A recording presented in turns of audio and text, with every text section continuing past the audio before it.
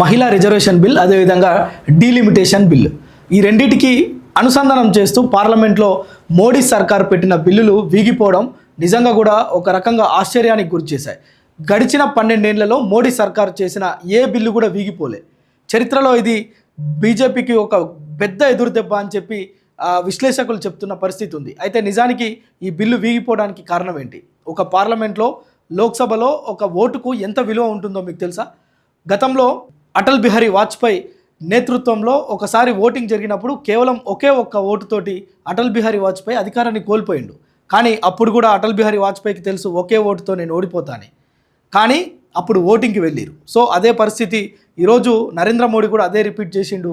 కానీ ఆ రోజు రాజకీయాలకు అతీతంగా అటల్ బిహారీ వాజ్పేయి తను రాజకీయ విలువలకు లోబడి తను రాజకీయాలు చేసిండు. కానీ ఈరోజు రాజ్యాంగ సవరణ పేరుతోటి ఎప్పుడో 2023లో పూర్తయిన మహిళా బిల్లును, అదేవిధంగా డీలిమిటేషన్ బిల్లుకు అనుసంధానం చేసి మరొకసారి పార్లమెంట్లో ఎదురుదెబ్బ తీసుకున్నాడు మోడీ ప్రభుత్వం.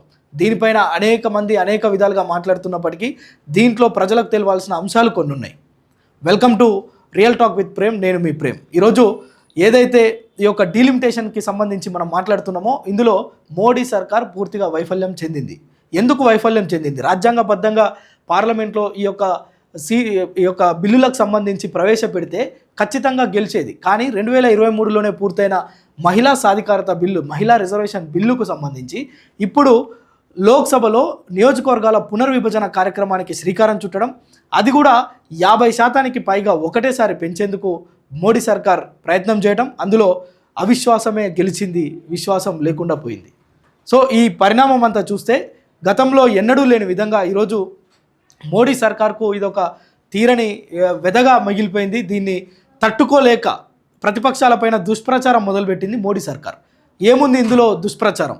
ఎస్, నువ్వు ఎప్పుడో 2023లో పూర్తయిన మహిళా రిజర్వేషన్ బిల్లును ఈరోజు కొత్తగా పెట్టే ఆ యొక్క రాజ్యాంగ సవరణ 131, అదేవిధంగా డీలిమిటేషన్ బిల్కి అనుసంధానం చేస్తూ పార్లమెంట్లో ప్రవేశపెట్టడం, దీన్ని మొదటి నుంచే ప్రతిపక్షాలన్నీ కూడా ముక్తకంఠంతో వ్యతిరేకించినాయి. అయినా కానీ నేనే రాజు, నేనే మంత్రి అన్న విధంగా మోడీ ఏదైతే తీసుకున్న నిర్ణయాలు ఉన్నాయో రాజ్యాంగానికి వ్యతిరేకంగా ఈ యొక్క సమాజ శ్రేయస్సుకు అవసరం లేని నిర్ణయాలు ఏవైతే తీసుకున్నాడో ఇవి చెంపపెట్టుగా మిగిలిపోయినాయి ఈరోజు మోడీ సర్కార్కు.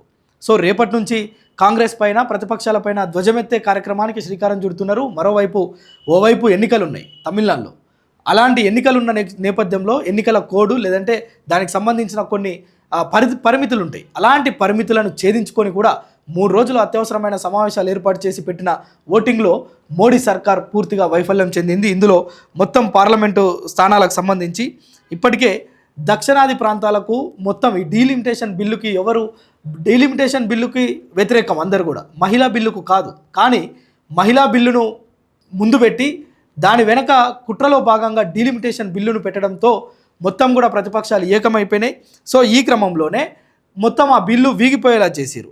అది ప్రతిపక్షాలకు ఒక గొప్ప విజయంగా భావించవచ్చు.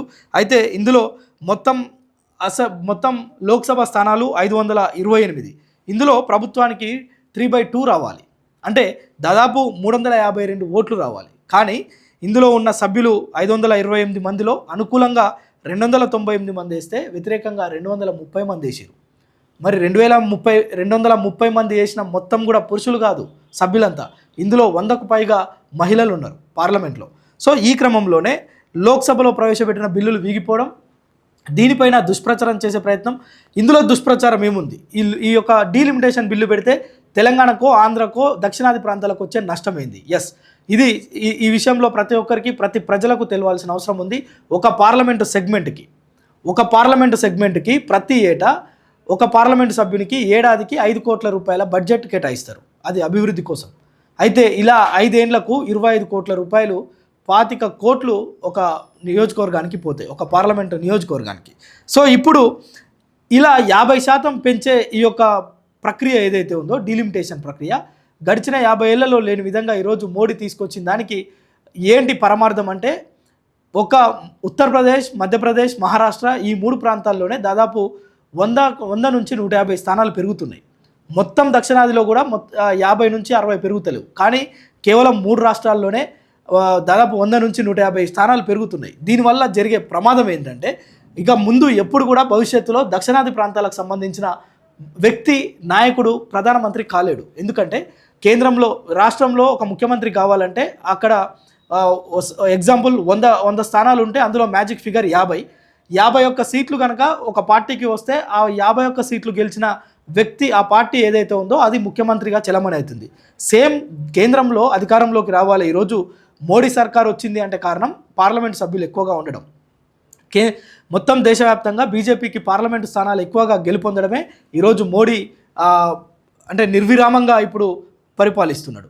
సో ఇదే క్రమంలో మన దగ్గర సీట్లు తగ్గిపోయి ఉత్తరాది ప్రాంతంలో పెరగడం వల్ల ఇక ఎప్పుడు ఎలక్షన్స్ జరిగినా ఒక 3 రాష్ట్రాల ఓట్లు కీలకంగా మలుచుకుంటే అక్కడ సుస్థిరంగా బీజేపీ పరిపాలించవచ్చు అనే ద్వంద్వనీతి. ఇది రాజకీయమైన కుట్ర. దీని విశ్లేషకులు, ప్రముఖ జర్నలిస్టులు, ఎవరైతే కొంత రాజకీయాలపైన అవగాహన ఉన్న వ్యక్తి ప్రతి ఒక్కరూ దీన్ని ఖచ్చితంగా ముక్తకంఠంతో వ్యతిరేకిస్తున్నారు. ఏది దక్షిణాది ప్రాంతాలకు సంబంధించి. ఎందుకంటే భవిష్యత్తులో ఎప్పుడు కూడా కేంద్రం చేసే చట్టాల్లో దక్షిణాదికి ప్రాతినిధ్యం ఉండదు. ఇంకా అక్కడే నెంబర్ సరిగ్గా కావాల్సిన నెంబర్ అక్కడే ఉంది కనుక ఆ 3-4 రాష్ట్రాలు ఉత్తరాది రాష్ట్రాలు పార్లమెంట్లో కూర్చుంటే బిల్లులు చేయొచ్చు, రాజ్యాంగ సవరణ చేయొచ్చు, బడ్జెట్ అలొకేషన్ చేయొచ్చు, దేశాన్ని ఏ భ్రష్టైనా పట్టించవచ్చు. సో ఇది ఇందులో ఉన్న కుట్ర. అందుకే దక్షిణాది ప్రాంతాలు దాన్ని ఒప్పుకోట్లేవు. ఇప్పటికి 10 ఏళ్ళుగా ప్రధానమంత్రిగా మోడీ ఉండు కనుక ఇంకా సచ్చిందాక ఆయనే ఉందామనుకుంటూ నేనే రాజు నేనే మంత్రిగా ఉండాలి. అలా ఉండాలి అంటే ఇక్కడే ఉత్తరాదిలోనే స్థానాలు ఉండాలి. గుజరాత్, ఉత్తరప్రదేశ్, మధ్యప్రదేశ్, మహారాష్ట్ర ఈ ప్రాంతాల్లో ఉంటే తనకు సంబంధించి ఎప్పటికీ ఇంకా ప్రభుత్వం బీజేపీనే ఏలుతుంది. అప్పుడు ఇష్టాన్ రాజ్యాంగం ఏదైతే ఇప్పుడు వాళ్ళు చెప్తున్నారో రాజ్యాంగాన్ని తొలగిస్తాం ఇంకేదో పెడతామని చెప్తున్నారో అప్పుడు అవన్నీ సాధ్యమవుతాయి. కానీ అవన్నీ సాధ్యం కాకుండా ఈరోజు అడ్డుకుంది ప్రతిపక్షాలు. ఇది ప్రజలందరి విజయంగా భావించాలి.